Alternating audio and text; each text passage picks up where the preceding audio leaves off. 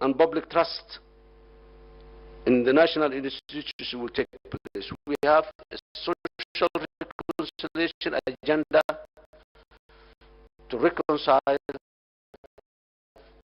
our society, which we wanted to have a unified constitution and a federal state institutions that lead and promote the common interest among the Somali people, while we allow the local people to address their own local issues and agendas. Inshallah. Excellencies, ladies and gentlemen, Somalia and Turkey have enjoyed centuries-old relationship based on respect and cooperation. However, this relationship was catapulted to new heights by the historic visit of then Prime Minister His Excellency Recep Tayyip Erdogan in August 2011 at the height of Somalia's humanitarian crisis in Mogadishu. At time, Mogadishu was a no-go zone, red line that nobody goes there. So the whole world was astonished when they see President Erdogan, his family, his cabinet, and the parliamentarians in the streets of Mogadishu, walking in the streets of Mogadishu, visiting and staying inside the IDP camps. This was something that no one was expecting is possible, but it was a reality that happened. From this action, it's clear why Somali-Turkey relationship are strong today. It is based on the minds and the hearts among our people, reviving their centuries-old historical bond. Because there is a commitment to strengthen it by its own people and relationship. This relationship is increasing day after day. In all my meetings with President Erdogan, members of the Turkish government, the civil society and the business community, Somalia is seen as a more than just an opportunity. It is a place where the Turkish government and people rightly feel they can partner with the Somali people to reverse a very challenging situation which can transform the lives of millions of Somali people and create opportunities to enjoy the benefits of our political and social. It is not only humanitarian that drives the Turkish energy to support Somalia, as in many other countries, particularly in the West, but it's a value-based sense. That is what drives the Turkish government and the Turkish people to support Somalia. Somalia is receiving support from all over the globe for the last couple of decades, but the one of Turkey is unique and different. And why? Because it's a value-based, it's a faith-based. It's not only fulfilling international obligation only. Security is my government's #1 priority, because without it, very little else is possible. In Somalia, we are fighting nothing short. We are fighting an international terrorism on our soil, as Al-Shabaab is Al-Qaeda affiliate with international aspiration, which has carried out attacks in our neighbor countries and faraway continents as well. Al-Shabaab is not Islamic. They are a radicalized and violent group who are misrepresenting the beautiful and the peaceful Islamic religion to suit their criminal needs and justify hurting and extorting the innocent people's well-being. However, the group's actions are detrimental to the Somali people and the rest of the world, and we must redouble our effort to end their terror. The long-standing policies of containment. There are certain policies that has not. Some people, intellectuals, researchers in prestigious institutions like this may ask why this problem of Al-Shabaab is existing for 15 years. This is a fundamental question, and it is an intellectual question that one has to think and seek answers. Because the actions of the government, the actions of the state institutions are based on policies that are set. Based on that policies, government institutions or international agencies react and do whatever they do.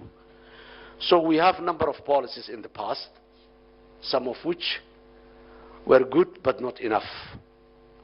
We were having a policy, the containment policy. Since Al-Shabaab is an international terror group, our international partners and our neighbors and many of them, they just decided to contain Al-Shabaab inside Somalia. They should not spill over to the neighboring countries. They should not export their ideologies to many other parts. Somalia has the privilege to have a large diaspora all over the world. And some of this diaspora is attracted by Al-Shabaab. So they came, train it, take the ideology, and may go back to Europe, America, and then make disruptions there, because the agenda of Al-Shabaab is a global one. It's not a local one. So all over the world has a concern about the actions and the strategies of Al-Shabaab. So that containment policy was, let us push back Al-Shabaab, keep them there, and we fight them inside Somalia. So that policy was there, but Shabaab was becoming more and more stronger every day. So then come to another policy which says that let us degrade the ability of Al-Shabaab to operate so that they cannot attract the diaspora, they cannot export their ideology, they remain on the run, so they are not stable enough to think and put their strategies in place. It's called degrading Al-Shabaab. Attacking the leadership, destroying their training camps, taking some of their properties. But at Shabaab, they developed a coping mechanism so that even if their organizations or facilities are destroyed, they have the capacity to reestablish it again. Very autonomous, very dispersed. They come together again, and then you destroy the camp here or training center here, and in a week's time you have again the training center and the guns. So it is that's degrading. It was good policy by depleting the capacity of Al-Shabaab, but that was not enough. For us in Somalia, containment policy for us is not an option anymore for us. And this degrading policy is not enough. It's a good policy, but it's not enough. Now, in this time, we Somalis develop a new policy, which is not degrading, not containment, but eliminating Al-Shabaab, annihilating. Let us finish Al-Shabaab at all. And the previous two policies were militaristic policies. All of them, they based it on military, attacking, destroying. But Shabaab's problem is more than, okay, but Shabaab's problem is more than a military only.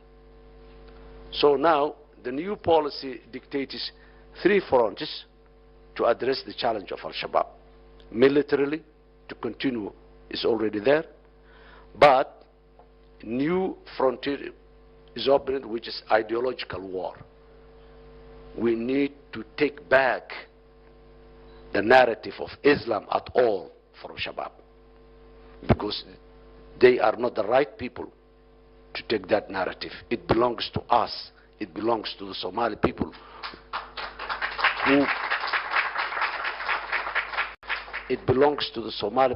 who are 100% Muslims, united in the faith of Islam, who are 100% Sunnis, and even who are 100% Shafi'i school of thought. So there's a unifying factor for the Somali people, the Islamic faith. So it's we, and the government is the right institution and the right people to represent, protect our faith. So ideological front is another front. The third is economic front. We need to fight Al-Shabaab, because now Al-Shabaab has become very strong and deep-rooted inside Somalia in the rural area. 70% of the population of Somalia lives in the rural area. And they are the ones who are there today in the rural area. So they are collecting what they call zakawat, or the contribution, or jihad taxation, or whatever name they give different.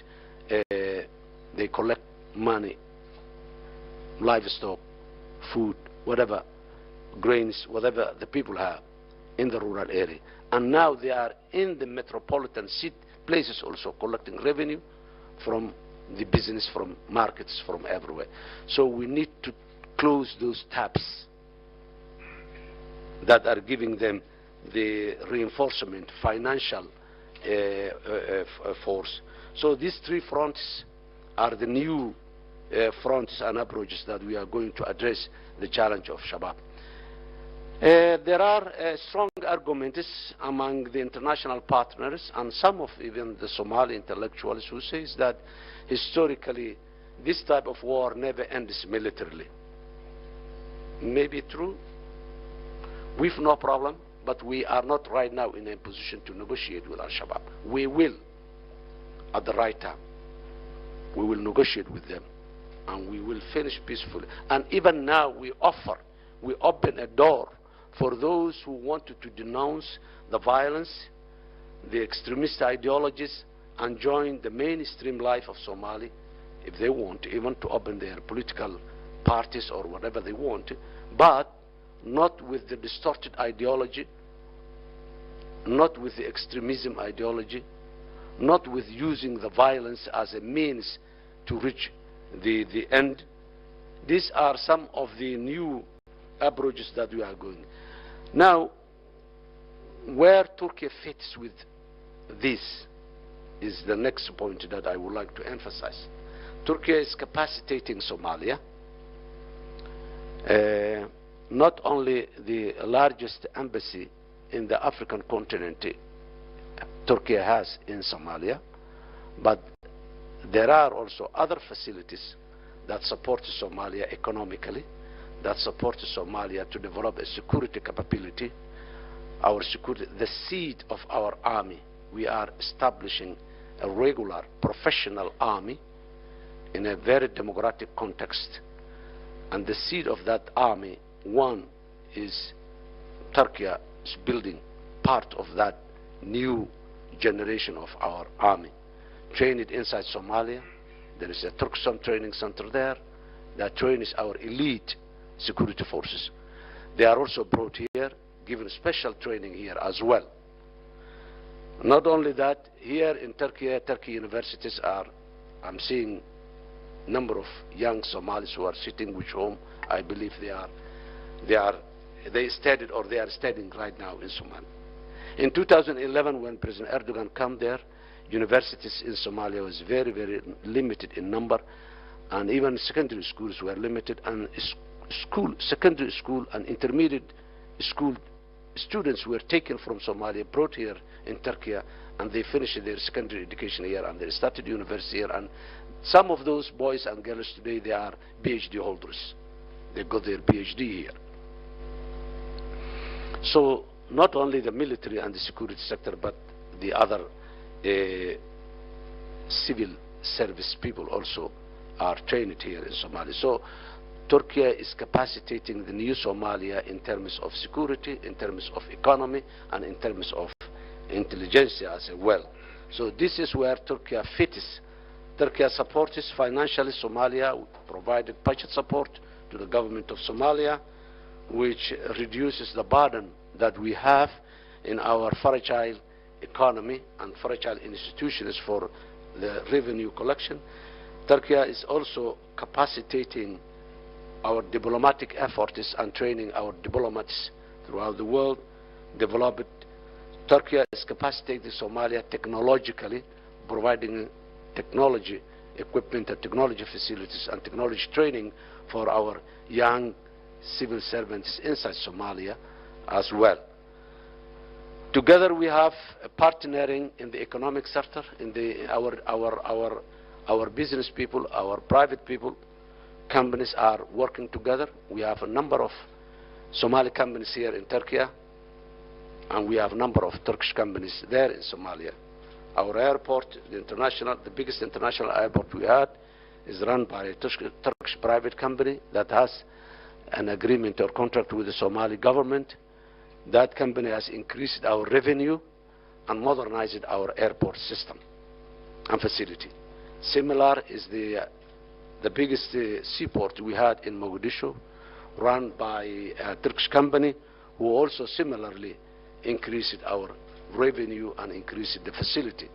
There was no, for example, if I give one example, before that Turkish company take over Mogadishu seaport, there was no container facility in Mogadishu.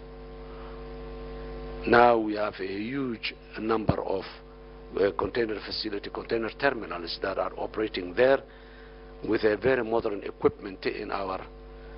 So this private government partnership is there. Besides the government partnership, we also have a government-private partnership in Somalia and private-to-private partnership as well in many so many other private companies. Construction companies are there, and large number of Turkish companies are there. As well as Somali companies, they're starting here. Of course, there are certain challenges they are facing here, which we will be sharing with our brothers in the government. But the relationship people to people is developing very fast, and by the day developing. Somalis, they have privileges here in Turkey.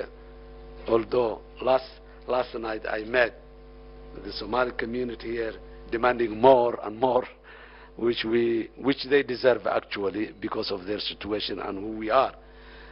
In conclusion, Somalia's experience of the benefits of Somalia-Turkey partnership is extremely positive and growing by the day and by the night. Yes, you know, politics and economic situation of the global today, there are ups and downs, but our relationship is steadily growing. Turkey has and continues to stand by Somalia, our people, as we continue to our journey to stability and progress. Somalia-Turkish relationship are underpinned by a common commitment and dedication to the betterment of the lives of our two people, and cooperation in all areas that help to achieve this end. As a result of this, I'm confident that the ties between our two nations will only get more strengthened as we move forward together to a brighter future opportunity based on our win-win partnership. This win-win partnership is not only between government to government, it's people to people, it's business to business. There are a lot of opportunities in Somalia which Somalia alone cannot benefit, but with the know-how and the capacity of Turkey, I think we can mutually benefit those areas in Somalia. I would like to conclude my remarks. We as Somalis will remain indebted to the support that we provided by the Turkish government, and I'm very much grateful to be here today and share with you the experience that we had together. Thank you very much.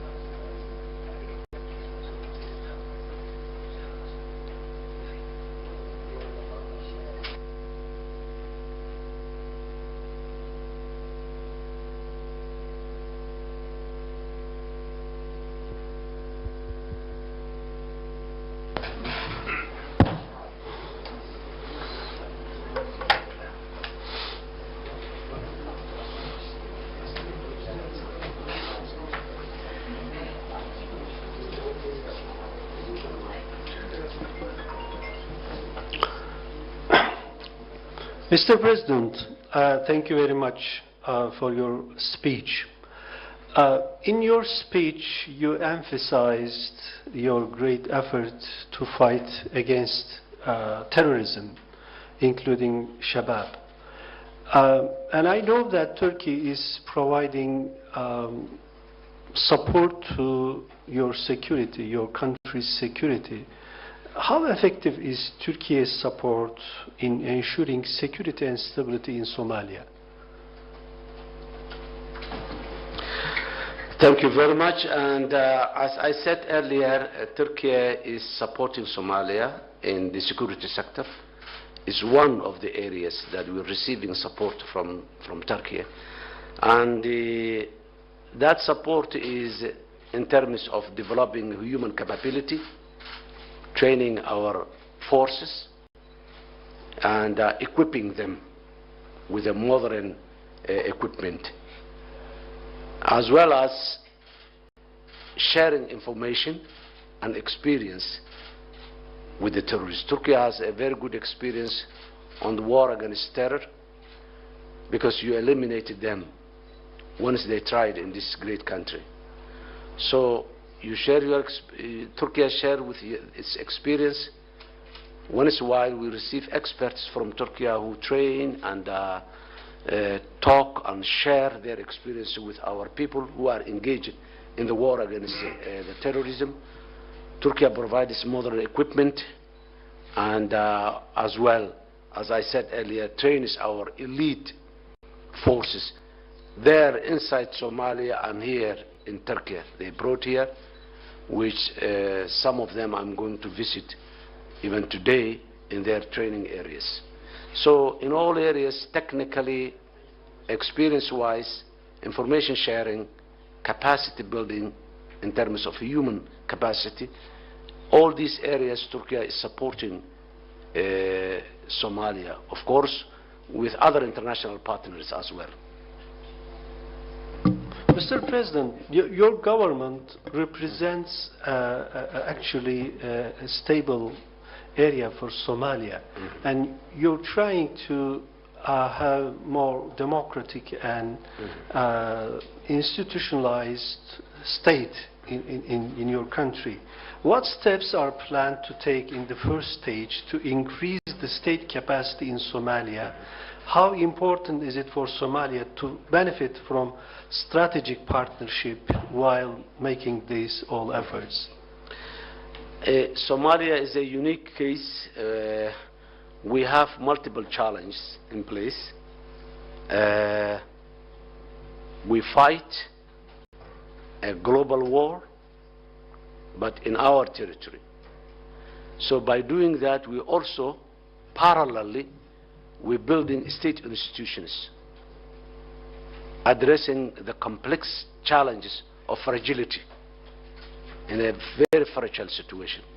So in these terms, we have multiple programs, which we call them the capacity injection programs, supported by many international partners as well. Turkey, in that case, as I said, they train a human capital, civilian who works in the civil service. Turkey provides budget support for our limited means.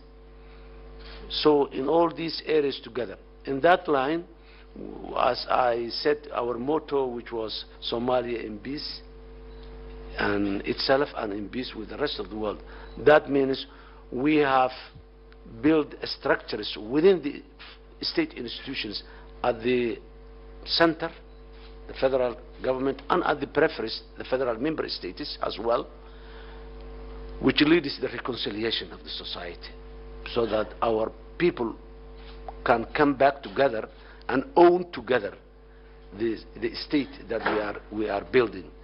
So in that line, we are very much involved with priority areas like completing. We have a constitution which is not complete yet as a provisional constitution. We are going to complete that constitution and build the necessary institutions like constitutional court and others. So we are in a continuous review and reform in all areas of the state institutions at the center and at the local level. Well, Mr. President, we know that Somalia should not be considered as a country that needs aid. But in building countries' capacity, sustainable investments are crucial.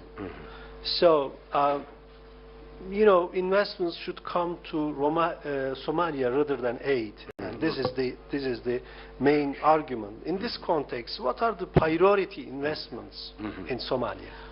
Well, as you rightly said, aid is not an option, but it's an option that has been brought by the circumstances.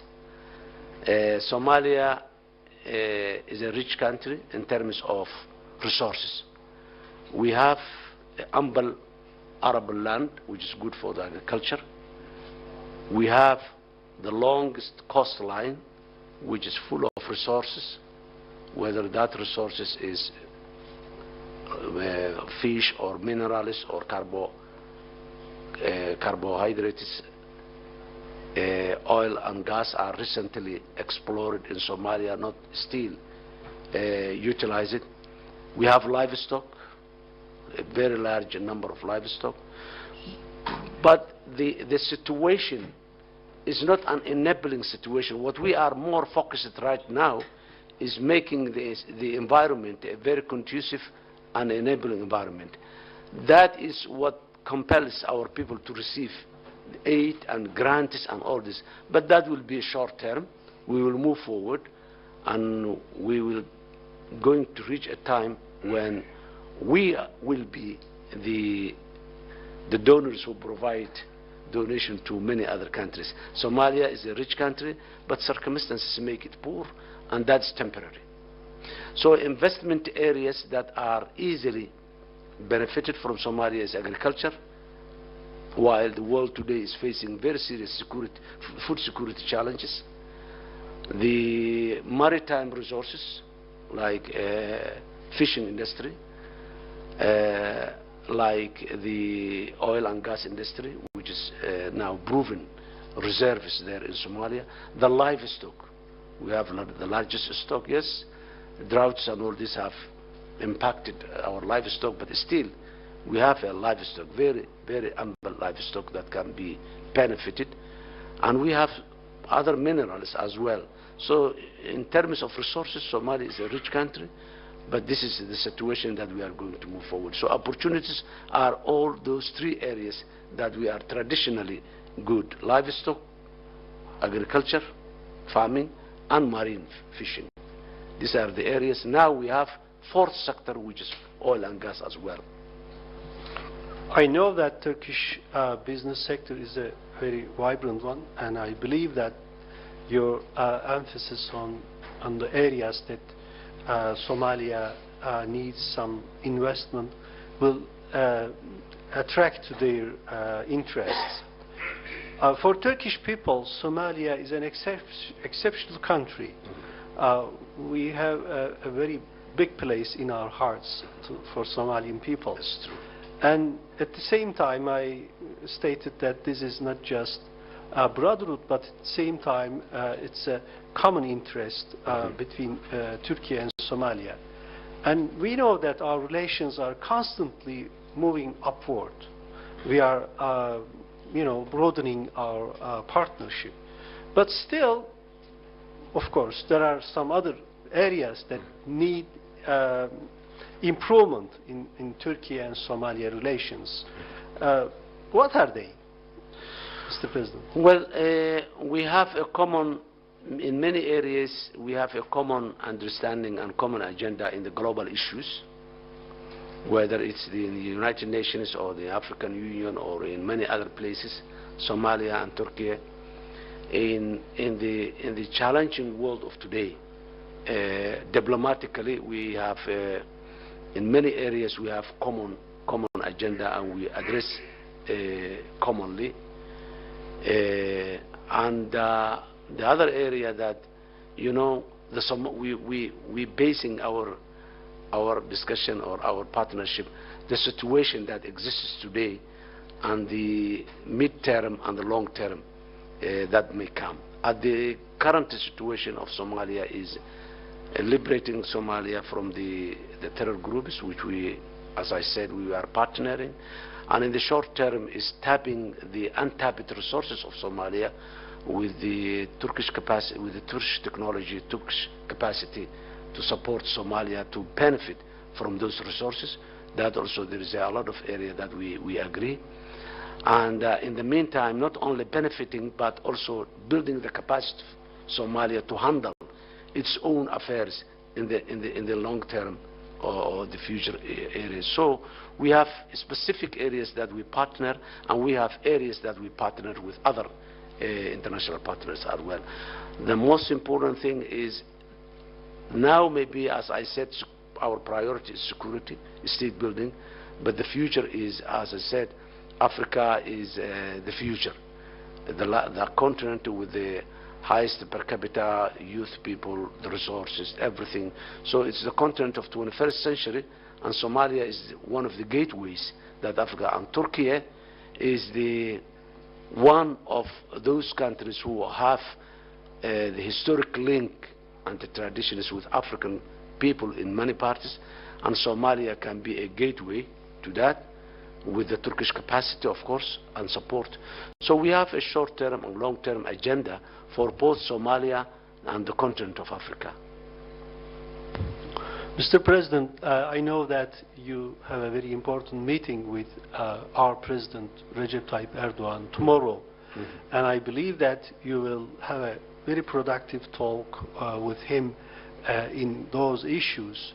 And as Seta and our participants, we will be watching, following the developments, the areas that you will make improvement in our bilateral relations. I'd like to thank you for making available this event and sparing your time for us and giving this opportunity. And thank you very much indeed. And thank you all the participants. Thank you. Yeah. Thank you very much.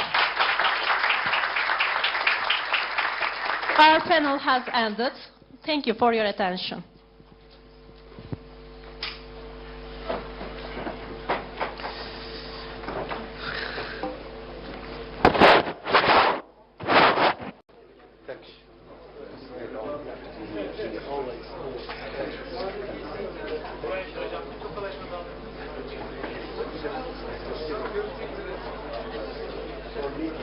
Yeah.